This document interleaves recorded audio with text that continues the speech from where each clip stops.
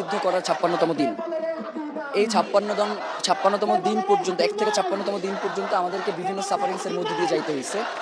মানে কেউ কোনোভাবেই শহীদ ওসমান হাদির মতো একজন গুরুত্বপূর্ণ ব্যক্তির হত্যাকাণ্ড নিয়ে রাষ্ট্র যতটুকু সোচ্চার হওয়া দরকার, সেই ধরনের আগ্রহ আমরা রাষ্ট্র দেখি নাই। উল্টো রাষ্ট্র আড়াল করতে, এই হত্যাকাণ্ডকে আড়াল করতে যতগুলো পদক্ষেপ নিয়েছে, তার অর্ধেক না ১০% পদক্ষেপও যদি খুনিদেরকে জনসম্মুখে নিয়ে আসবার ব্যাপারে চেষ্টা করা হইতো, যে এর পেছনে কারা রয়েছে তাহলে সেটা পারতো।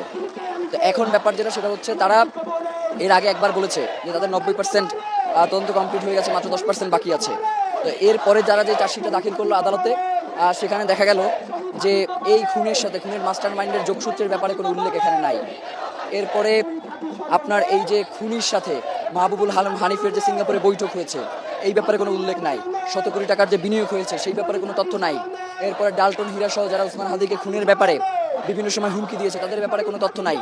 একদম একটা ধামাচাপা দেওয়ার মতো চার্জশিট হয়েছে, যার কারণে আদালতে আমরা নারাজি দিয়েছি। এবং আমরা এখন পর্যন্ত মনে করছি যে বাংলাদেশের এজেন্সিগুলোর পক্ষে শহীদ ওসমান হাদির হত্যার সুষ্ঠু তদন্ত করা সম্ভব না। যার কারণে আমরা সরকারের কাছে দাবি জানিয়েছিলাম যাতে জাতিসংঘের অধীনে সরকার এই তদন্তের ব্যবস্থা করে। কিন্তু গত 7 দিন ধরেই আমরা সরকারের সাথে যোগাযোগ করবার চেষ্টা করেছি, কিন্তু তারা একদমই আমাদের সাথে যোগাযোগ করতে ইচ্ছুক নন। এমনকি আমাদের মেসেজের রিপ্লাই তারা করেন নাই। সেই জায়গা থেকে আমরা 2 দিন আগে একটা সংবাদ সম্মেলন করেও সেটা বলেছি, কিন্তু এরপরেও তারা সেটাতে কোনো ভ্রুক্ষেপ করে নাই। যার কারণে আমাদের আজকে